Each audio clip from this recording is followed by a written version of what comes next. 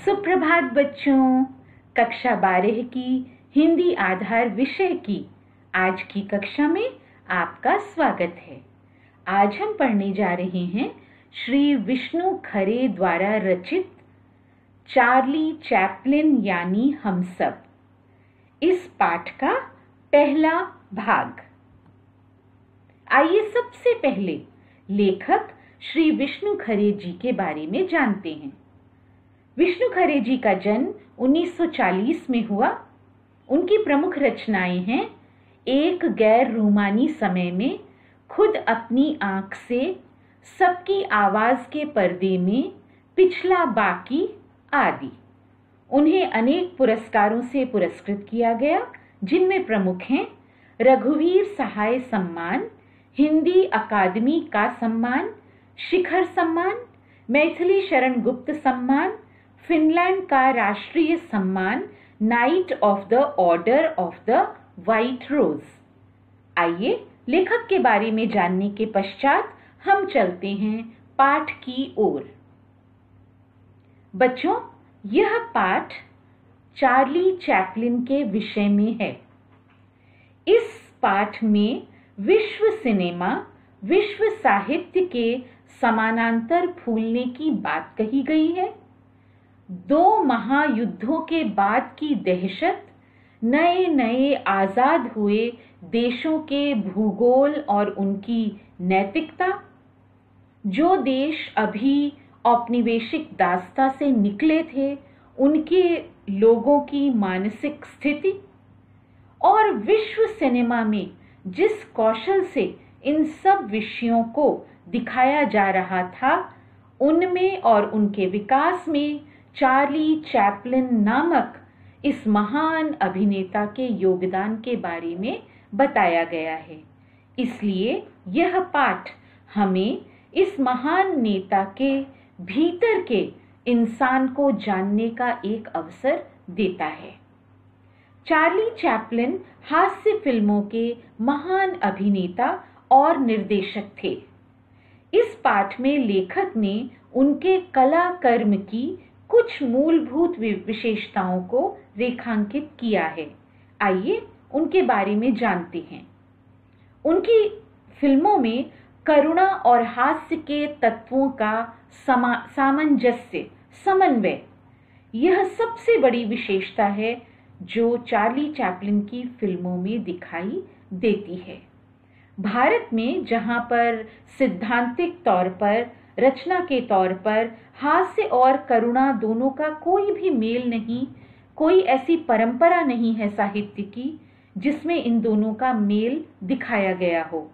Charlie Chaplin जब भारत में प्रसिद्ध होते हैं तो ये समझ में आता है कि कला स्वतंत्र होती है, वह न भूगोल से बंधती है, न भाषा से बंधती है, न ही किसी संस्कृति से बंधती है।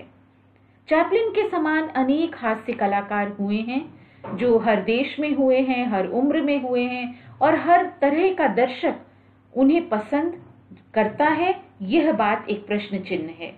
चैपलिन जैसा कलाकार शायद ही सिनेमा जगत ने इस विश्व को दिया हो। इसलिए इसका कारण शायद ये भी हो सकता है कि चार्ली ही वह शख्सियत हैं, वह व्यक्तित्व हैं जिनमें सबको अपनी छवि दिखाई देती है। सबको ऐसा लगता है कि मैं ही चार्ली चैपलिन हूं। वे किसी भी संस्कृति को विदेशी नहीं लगते। यह पूरा पाठ चार्ली चैपलिन के इसी जादू की व्याख्या का एक प्रयास है। आइए बच्चों, अब देखते हैं चार्ली चैपलिन का एक वीडियो, जिस वीडियो के माध्यम से आप चार्ली चैपलिन की विशेषताओं को और भी अच्छी तरह समझ पाएंगे।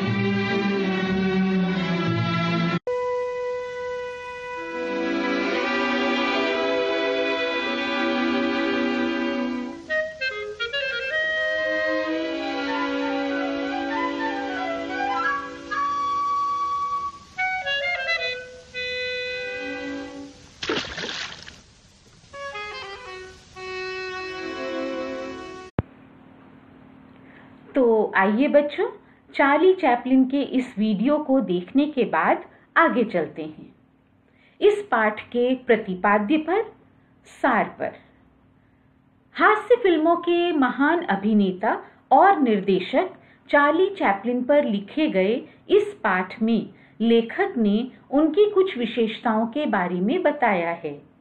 चार्ली की सबसे बड़ी विशेषता है करुणा और हास्य के तत्वों का सामंजस्य। भारत जैसे देश में सिद्धांत और रचना दोनों स्तरों पर हास्य और करुणा के मेल की कोई परंपरा नहीं है। इसके बावजूद चार्ली चैपलिन भारत में अत्यंत लोकप्रिय हैं और उनकी लोकप्रियता इस बात को सिद्ध करती है कि कला स्वतंत्र होती है, वह कभी बंधती नहीं है। भारतीयों को ही नहीं, पूरे विश्व में किसी भी संस्कृति के लोग क्यों न हों, उन्हें चार्ली में अपनी छवि दिखाई देती है। चार्ली किसी भी संस्कृति को विदेशी नहीं लगते। आइए इस पाठ का सारांश समझते हैं। महान अभिनेता और निर्देशक चार्ली चैपलिन की जन्म शती मनाई गई। इस वर्ष उनकी फिल्म मेकिंग अ लिविंग के भी 75 वर्ष पूरे होते हैं। इतने लंबे समय से चार्ली दुनिया को मुग्ध कर रहा है। आज उनकी फिल्मों का प्रसार प्रचार विकासशील देशों में भी हो रहा है। चार्ली की अनेक फिल्में या इस्तेमाल न की गई रीलें भी मिली हैं जो अभी दर्शकों तक नहीं पहुंची हैं। आगे जब ये पहुंचेंगी तो दर्शक उनकी फिल्मों को देखेंगे और फिर वे चार्ली चैपलिन को और भी अधिक सराहेंगे। इस तरह से चार्ली पर अगले 50 वर्षों तक काफी कुछ कहने की गुंजाइश बनी रहेगी। लेखक आगे कहता है कि चार्ली चैपलिन की फिल्में भावनाओं पर आधारित हैं, बुद्धि पर नहीं। उनकी कुछ फिल्मों के नाम देकर वे बताते हैं कि नाम हैं जैसे Metropolis, the cabinet of doctor Caligari, the रोवंथ seal, last year in Marienbad आदि। इन फिल्मों के नाम लेकर लेखक ये कहता है कि उनकी प्रतिभा इतनी अनोखी, इतनी अपूर्व थी कि आइंस्टाइन जैसे महान प्रतिभा वाले व्यक्ति भी उनकी फिल्मों का रसास्वादन करते थे। इनकी फिल्मों की एक और बहुत बड़ी विशेषता यह थी कि इन्होंने फिल्म कला को लोकतांत्रिक बनाया और दर्शकों की वर्ग और वर्ण व्यवस्था को भी तोड़ा। इसका अर्थ यह है कि इन्होंने सामान्य आम दर्शकों के लिए फिल्में तैयार की। चैपलिन एक परित्यक्ता और दूसरे दर्जे की स्टेज अभिनेत्री के पुत्र थे। परित्यक्ता का अर्थ होता है पति द्वारा छोड़ी गई। उनका बचपन भयानक गरीबी में बीता। उनकी मां पागल हो गई थी तो मां के पागलपन से भी उन्होंने संघर्ष किया। उस समय के पूंजीपति और सामंतवादी सोच ने, उन लोगों ने उनको बहुत अपमानित किया। उनकी नानी खाना बदोश परिवार से थी, पिता यहूदी वंशी थे। इन सब चीजों ने कुल मिलाकर चैपलिन के चरित्र को एक घुमंतु चरित्र बना दिया। वे कभी मध्य वर्गीय, बुर्जुआ या उच्च वर्गीय जीवन मूल्य न अपना सके। वे सदैव एक आम व्यक्ति की तरह ही सोचते रहे और उसी आम व्यक्ति का वर्णन उन्होंने अपनी फिल्मों में किया। चार्ली की कला को देखकर फिल्म समीक्षकों और फिल्म जगत के कई विद्वानों ने यह माना है कि सिद्धांत कला को जन्म नहीं देते। इस वाक्य का अर्थ यह है कि किसी नियम के अंतर्गत कला का जन्म नहीं होता, बल्कि कला स्वयं अपने सिद्धांत या तो लेकर आती है या बाद में उन्हें गढ़ना पड़ता है। अर्थात कोई भी महान कलाकार अपना कार्य करता है, अपने कला कर्म को दुनिया के सामने दिखाता है। उसके कला कर्म के आधार पर नए सिद्धांत गढ़े जाते हैं। इसलिए कोई भी कला सिद्धांत के नियमों के दायरे में बंधकर कभी फलती फूलती नहीं है। कला, सच्ची कला वही है जो दुनिया के सामने आए और फिर समीक्षक बैठकर उस कला की विवेचना करें, जैसा कि चार्ली चैपलिन की फिल्मों के साथ होता है। चैपलिन की फिल्में उन्हें देश काल की सीमाओं को लांघकर, तोड़कर सबको अपना बना लेने की क्षमता रखती हैं। इसलिए चार्ली सबको अपने जैसा लगता है। आइए चार्ली चैपलिन का एक और वीडियो देखते हैं।